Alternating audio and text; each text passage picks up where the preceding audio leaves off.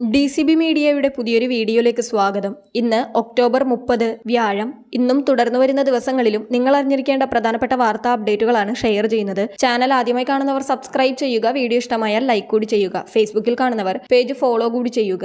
ആദ്യത്തെ അറിയിപ്പ് 2026 SSLC പരീക്ഷാ തീയതികൾ പ്രഖ്യാപിച്ചിരിക്കുകയാണ്. മാർച്ച് 5-ന് SSLC പരീക്ഷ ആരംഭിക്കും. മാർച്ച് 30-ന് പരീക്ഷ അവസാനിക്കുമെന്നും വിദ്യാഭ്യാസ മന്ത്രി വി ശിവൻകുട്ടി അറിയിച്ചു. പരീക്ഷകൾ രാവിലെ 9:30-ക്ക് തുടങ്ങും. IT മോഡൽ പരീക്ഷകൾ 2026 ജനുവരി 12 മുതൽ 22 വരെ നടക്കുമെന്നും മന്ത്രി അറിയിച്ചു. SSLC IT പരീക്ഷ 2026 ഫെബ്രുവരി 2 മുതൽ 13 വരെ നടക്കും. SSLC മോഡൽ പരീക്ഷ ഫെബ്രുവരി 16 മുതൽ 20 വരെ നടക്കും. അപേക്ഷയും പരീക്ഷാ ഫീസും പിഴ കൂടാതെ ഒടുക്കേണ്ട തീയതി 2025 നവംബർ 12 മുതൽ 19 വരെയാണ്. പിഴയോടുകൂടി അപേക്ഷ സ്വീകരിക്കുന്നത് നവംബർ 21 മുതൽ 26 വരെയാണ്. മൂല്യനിർണ്ണയം 2026 ഏപ്രിൽ 7 മുതൽ 25 വരെ നടക്കും. മെയ് 8-ന് ഫലപ്രഖ്യാപനം നടത്തും. അടുത്തറിയിപ്പ് വീടുകൾക്ക് മേൽ താൽക്കാലിക ഷീറ്റോ ഓടോ മേഞ്ഞ മേൽക്കൂരകൾക്ക് ഇനി മുതൽ നികുതിയില്ല. മഴക്കാലത്തെ ചോർച്ച തടഞ്ഞ് കെട്ടിടം സംരക്ഷിക്കാനും തുണി ഉണക്കുന്നത് പോലുള്ള ആവശ്യങ്ങൾക്കും ഇത്തരം നിർമ്മാണം വ്യാപകമായതോടെയാണ് ഇളവനുസരിച്ച് കെട്ടിട നിർമ്മാണ ചട്ടങ്ങളിൽ ഭേദഗതി വരുത്തിയത്. 3 നില വരെയുള്ള വീടുകൾക്കാണ് പൂർണ്ണ ഇളവ്. ടെറസിൽ നിന്ന് ഷീറ്റിലേക്കുള്ള ഉയരം 2.4 മീറ്ററിൽ കൂടാൻ പാടില്ലെന്നാണ് വ്യവസ്ഥ. ഷീറ്റിടാൻ പ്രത്യേക അനുമതിയോ ഫീസോ വേണ്ട. നിലവിൽ ടെറസിന് മുകളിലെ 1.2 മീറ്റർ വരെ പൊക്കത്തിലുള്ള മേൽക്കൂരകൾക്ക് അനുമതി തേടുകയോ നികുതി അടക്കുകയോ വേണ്ട. കെട്ടിട നിർമ്മാണ ചടങ്ങുകളിൽ ഇത്തരം നിർമ്മാണം ഇതുവരെ ഉൾപ്പെട്ടിരുന്നില്ല. എന്നാൽ ഷീറ്റിടുന്നത് പ്രത്യേക നിർമ്മാണമായി കണ്ട് പല തദ്ദേശ സ്ഥാപനങ്ങളിലും ഉദ്യോഗസ്ഥർ പെർമിറ്റ് ഫീസും നികുതിയും ഈടാക്കുന്നുണ്ട്. ഇതാണ് ചട്ട ഭേദഗതിയിലൂടെ സർക്കാർ മാറ്റുന്നത്.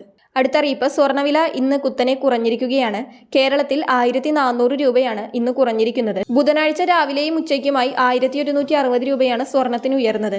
എന്നാൽ ഇന്ന് 1400 രൂപ കുറഞ്ഞു. 1 പവൻ സ്വർണത്തിന്റെ ഇന്നത്തെ വില 88,360 രൂപയാണ്. സ്വർണ്ണവില ഇനിയും താഴുമെന്ന് പ്രവചിക്കുന്ന സാമ്പത്തിക വിദഗ്ധരുമുണ്ട്. 1 പവൻ സ്വർണത്തിന് 70,000 രൂപ വരെ എത്തുമെന്നാണ് അവർ പറയുന്നത്. കേരളത്തിൽ ഇന്ന് 22 ഗ്രാം സ്വർണം ഗ്രാമിന് 175 രൂപ താഴ്ന്ന് 11,045 രൂപയിലും എത്തിയിട്ടുണ്ട്.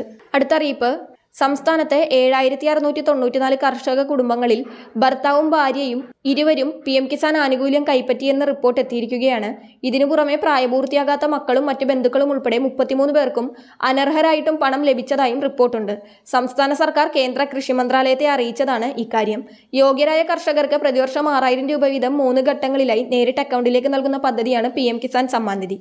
പദ്ധതിയിൽ ക്രമക്കേടുകൾ നടന്നെന്ന വെളിപ്പെടുത്തൽ ഇപ്പോൾ വിവാദങ്ങൾക്കിടയാക്കുകയാണ്. ആധാർ അടിസ്ഥാനമാക്കിയല്ലാതെ അക്ഷയ കേന്ദ്രങ്ങൾ വഴിയും മറ്റ് പ്രാദേശിക സംവിധാനങ്ങളിലൂടെയുമാണ് PM കിസാൻ പദ്ധതിയുടെ തുടക്കത്തിൽ വിവരശേഖരണം നടന്നത്. ഇതാണ് ഇത്തരം ക്രമക്കേടുകൾക്ക് കാരണമായതെന്നാണ് വിശദീകരണം. ക്രമക്കേട് കണ്ടെത്തിയ ഉടൻ അനർഹരായവർ പട്ടികയിൽ നിന്ന് ഒഴിവാക്കുകയും ലഭിച്ച തുക തിരിച്ചുപിടിച്ച് കേന്ദ്രത്തിലേക്ക് കൈമാറാനുള്ള നടപടികളും ആരംഭിച്ചതായി സംസ്ഥാന കൃഷി വകുപ്പ് വ്യക്തമാക്കി. കേന്ദ്ര കൃഷി മന്ത്രാലയം രാജ്യത്തെ എല്ലാ സംസ്ഥാനങ്ങളോടും PM കിസാൻ പദ്ധതിയുടെ പ്രയോജനാർത്ഥികളുമായി ബന്ധപ്പെട്ട വിശദമായ റിപ്പോർട്ട് ആവശ്യപ്പെട്ടിരുന്നു. ആ പരിശോധനയിൽ രാജ്യത്തുടനീളം 29.13 ലക്ഷം അക്കൗണ്ടുകളിൽ ഒരേ കുടുംബത്തിലെ ഒന്നിലധികം പേർ ആനുകൂല്യം കൈപ്പറ്റിയിട്ടുണ്ടെന്ന് കണ്ടെത്തിയതായി കേന്ദ്രം അറിയിച്ചിരിക്കുകയാണ്. അടുത്തറിയിപ്പ് തദ്ദേശ തിരഞ്ഞെടുപ്പിന് മുൻപ് വൻ പ്രഖ്യാപനങ്ങളുമായി എത്തിയിരിക്കുകയാണ് മുഖ്യമന്ത്രി പിണറായി വിജയൻ. ക്ഷേമ പെൻഷൻ 2,000 രൂപയാക്കി വർദ്ധിപ്പിച്ചിരിക്കുകയാണ്. നിലവിലുണ്ടായിരുന്ന 1,600 രൂപയിൽ 400 രൂപ കൂട്ടിയാണിത്. സ്ത്രീ സുരക്ഷയ്ക്ക് സഹായം നൽകുന്ന പുതിയ പദ്ധതി പ്രകാരം 1,000 രൂപ വീതം അർഹരായ സ്ത്രീകൾക്ക് നൽകുമെന്നും പ്രഖ്യാപനത്തിലുണ്ട്. 33 ലക്ഷത്തിലേറെ സ്ത്രീകൾക്ക് സഹായം കിട്ടുമെന്നും മുഖ്യമന്ത്രി പറഞ്ഞു. ഇതോടൊപ്പം യുവാക്കൾക്ക് സ്കോളർഷിപ്പ് പദ്ധതിയും പ്രഖ്യാപിച്ചിട്ടുണ്ട്.